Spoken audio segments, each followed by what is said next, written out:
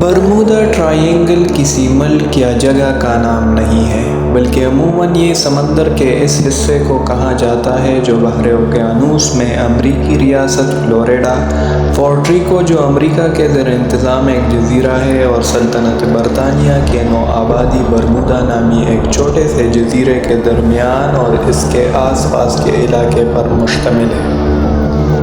جہاں تک یہ سوال ہے کہ برمودا ٹرائینگل کی حقیقت کیا ہے، تو برمودا ٹرائینگل بھی باقی سمندر کی طرح سمندر ہے، تاہم یہ علاقہ اپنے محل وقوع کی اعتبار سے شمالی اور جنوبی امریکہ، یورپ اور افریقہ کے درمیان بحری اور ہوائی ٹریفک کے مصروف ترین راستے پر واقع ہے۔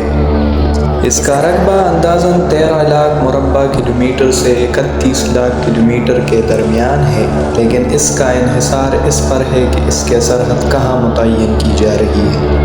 یہ علاقہ ویسٹ انڈیز کے بہت سے جزائر کے پاس ہے جو سیاحتی سرگرمیوں کا مرکز ہے، اس لیے یہاں اکثر بے شمار سیاحتی جہاز یا کروز شپ بھی سمندر میں رواں دواں رہتے ہیں۔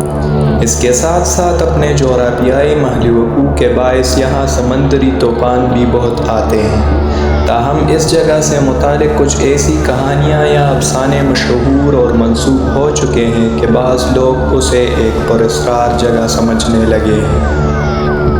اور اس بنا پر اسے ڈیولز ٹرائینگل یعنی شیطانی تکون بھی کہا جاتا ہے۔ کہا جاتا ہے کہ لگ بھگ 50 بحری اور 20 ہوائی جہاز پراسرار طور پر اس علاقے میں غائب ہو چکے ہیں۔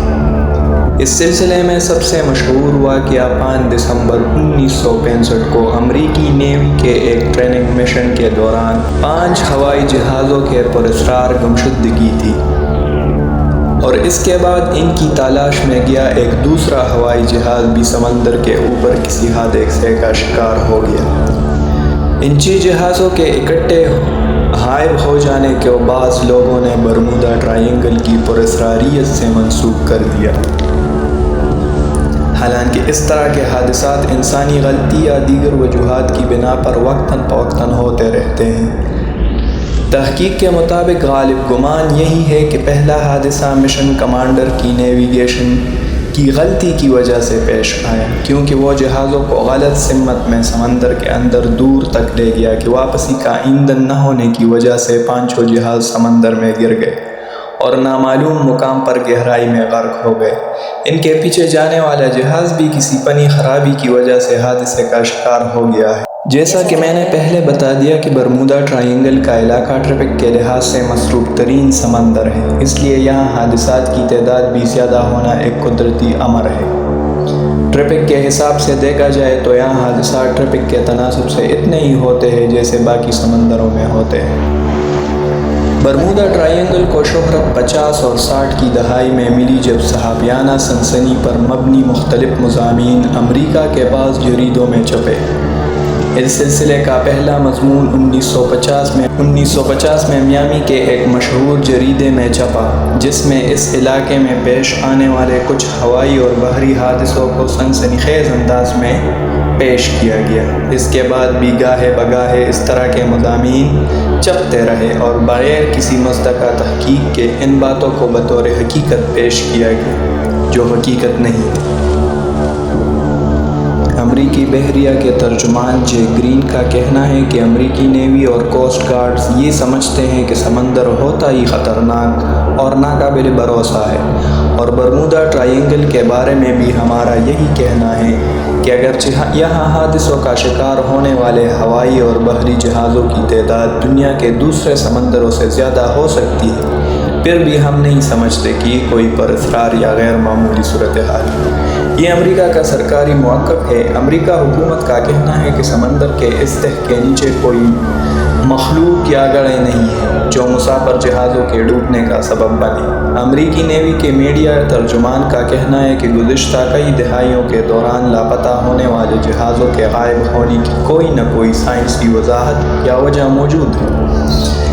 لیکن جے گرین کے مطابق برمودا ٹرائینگل کی کچھ دلچسپ خصوصیات بھی ہیں، جیسے کہ اگر قطب نما کی مدد سے اس علاقے کی نشاندہی کی کوشش کی جائے تو اسے حقیقی شمال کی رخ پر ہونا چاہیے، لیکن عام طور پر قطب نما حقیقی شمال کے بجائے مقناطیسی شمال کی طرف اشارہ کرتا ہے۔ جے گرین کا کہنا ہے کہ دوسری دلچسپ بات یہ ہے کہ برمودا ٹرائینگل سمندر کے ایسے حصے کے ساتھ ہے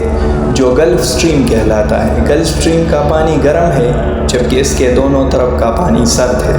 اس علاقے میں عموماً خراب موسم اور طوفانی گرج چمک کے ساتھ سمندری طوفان یا ٹارنیڈوز آتے رہتے ہیں۔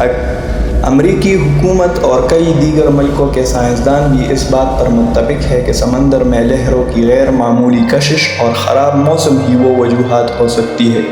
جو بحر اوقیانوس کے اس حصے میں لاتعداد حادثوں اور انسانی جانوں کا زیان کا سبب بنی ہے،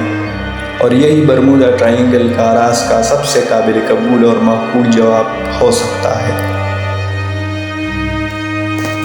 برمودا کے بارے میں بعض مفکرین کا خیال ہے کہ اصل میں یہاں 18ویں اور 19ویں صدی میں برطانوی فوجی اڈے اور کچھ امریکی فوجی اڈے تھے۔ لوگوں کو ان سے دور رکھنے کے لیے برمودا کی